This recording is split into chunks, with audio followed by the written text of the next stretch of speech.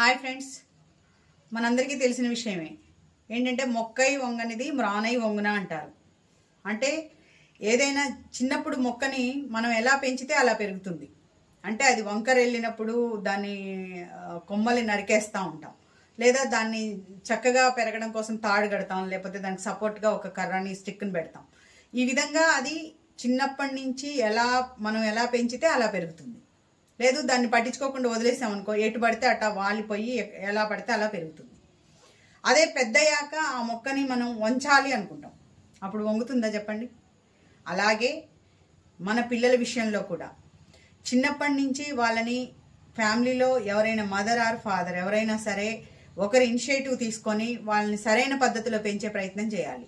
కొన్ని సందర్భాల్లో ఏమవుతుందంటే పేరెంట్స్ వాళ్ళ మధ్య ఉన్న డిస్టర్బెన్సెస్ని పిల్లల మీద రుద్దుతారు. ఎవరైనా సరిగ్గా పెంచే ప్రయత్నం చేస్తున్నప్పుడు వీళ్ళ అజమాయిషీ కోసం వాళ్ళకేదో చనువిస్తున్నట్టు, వాళ్ళ మీద ప్రేమ కురిపిస్తున్నట్టు ఒకళ్ళకి సపోర్ట్ చేస్తుంటారు. అప్పుడు ఏమవుతుందంటే వాళ్ళకి ఒక సపోర్ట్ చూసుకున్నప్పుడు ఎవరైనా సరిగ్గా పెంచేటప్పుడు వాళ్ళని అలాగే పెంచనివ్వాలి. మన ప్రేమ ఉన్నా కూడా మనసులో దాచుకోవాలి. ఎవరికైనా సరే ఫ్రెండ్స్, ప్రేమ అనేది తల్లికి తండ్రికి ఈక్వల్గా ఉంటుంది కదా. ఉన్నప్పుడు ఒకరు సరైనగా పిల్లలకి తెలియదు, ఎందుకంటే వాళ్ళు అప్పుడే ఈ లోకంలోకి వచ్చి వాళ్ళు పెరుగుతూ ఉంటారు. ఆ పెరిగే క్రమంలో వాళ్ళు ఎలా పెరుగుతున్నారో వాళ్ళకి తెలియదు. అలాంటప్పుడు మనం చెప్పాలి వాళ్ళకి, ఇలా ఉండాలి, ఇలా ఉండాలి, ఇది మంచి, ఇది చెడు అని. అలా కాకుండా మనం ఎవరో ఒకరు వారికి సపోర్ట్ చేసి వాళ్ళని ఎంకరేజ్ చేసినాం అనుకోండి, వాళ్ళు ఇష్టం వచ్చినట్టు వాళ్ళు పెరుగుతారు. అప్పుడు ఆ పెరిగినప్పుడు ఏమవుతుంది, వాళ్ళు పెద్దయ్యాక వాళ్ళు ఏమవుతారో వాళ్ళకి తెలియదు. ఎప్పుడు కూడా మనం వాళ్ళని గైడ్ చేస్తూ వాళ్ళకి విషయాల పట్ల అవగాహన కల్పిస్తూ వివరణ ఇస్తూ మంచి చెడుల గురించి వాళ్ళకి తెలియజేస్తూ, అంటే ప్రాక్టికల్గా తెలియజేయాలి. కొన్ని సందర్భాల్లో ఫైనాన్షియల్ మ్యాటర్ కానీ, లేదైనా ఒక వస్తువు పట్ల దాని వాల్యూ గురించి చెప్పడం కానీ, మనుషుల వాల్యూస్ గురించి చెప్పడం కానీ, రిలేటివ్స్ గురించి ఎక్కువ పరిచయం చేయడం కానీ, ఏదైనా ఎడ్యుకేషన్ వాల్యూస్ తెలియడం కానీ, సొసైటీ గురించి అవగాహన కల్పించడం కానీ, ఇదంతా కూడా పేరెంట్స్గా మన రెస్పాన్సిబిలిటీనే ఉంటుంది. వాళ్ళకేం తెలుసు, వాళ్ళకి ప్రతిదీ ఏదో వాళ్ళకి తెలిసినట్టు చేసుకుంటూ పోతారు. లేదా వాళ్ళ సర్కిల్లో వాళ్ళ ఫ్రెండ్స్ ఎవరు ఏంటి, ఎలాంటి సిచ్యువేషన్లో ఎలాంటి పరిస్థితుల్లో వాళ్ళు పెరుగుతున్నారు అని అబ్జర్వ్ చేయాల్సిన బాధ్యత కూడా మనదే. స్కూల్కి పంపిస్తాం, స్కూల్లో మార్నింగ్ నుంచి ఈవినింగ్ వరకు ఉంటారు.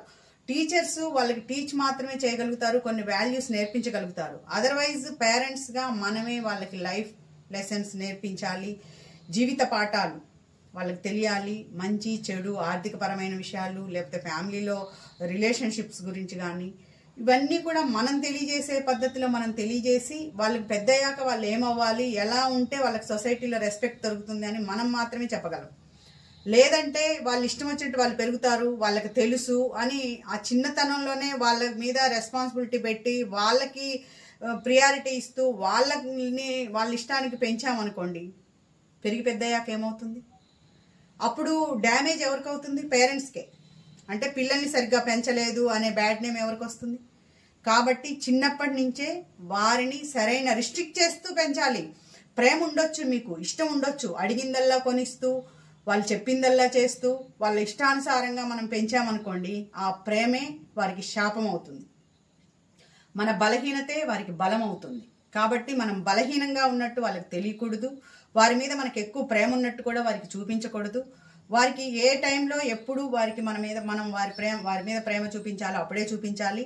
వారి మీద కఠినంగా, కొన్ని సందర్భాల్లో కఠినంగా ప్రవర్తించాలి. రిస్ట్రిక్ట్ చేసే పెంచాలి పిల్లల్ని.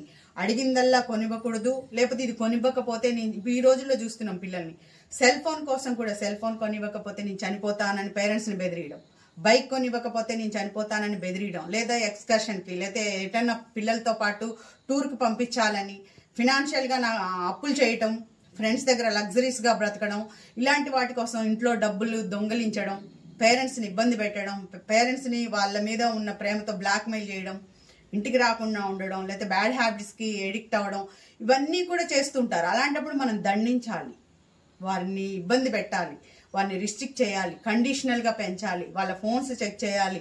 వాళ్ళు ఈ రోజుల్లో చూస్తే పిల్లలకి ఫ్రీడమ్ ఎక్కువైపోయి ఫోన్స్, పేరెంట్స్కి వాళ్ళ సీక్రెట్స్ తెలియకుండా ఫోన్ లాక్స్ పెట్టుకొని ఒకవేళ ఫోన్ అడిగితే వాళ్ళు తిరగబడే పరిస్థితి.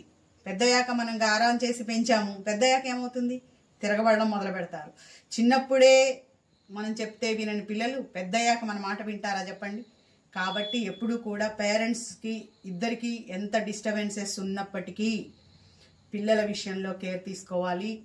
పిల్లల విషయంలో వాళ్ళని ఇబ్బంది పెట్టొద్దు, వాళ్ళకి చనువు ఇవ్వద్దు. చనువు ఇచ్చినట్టు పేరెంట్స్ మధ్య డిస్టర్బెన్సెస్ వల్ల వాళ్ళు అడ్వాంటేజ్గా తీసుకొని దాన్ని ఇనిషియేటివ్గా తీసుకొని లేదా గ్రాంటెడ్గా తీసుకుంటారు పేరెంట్స్ని.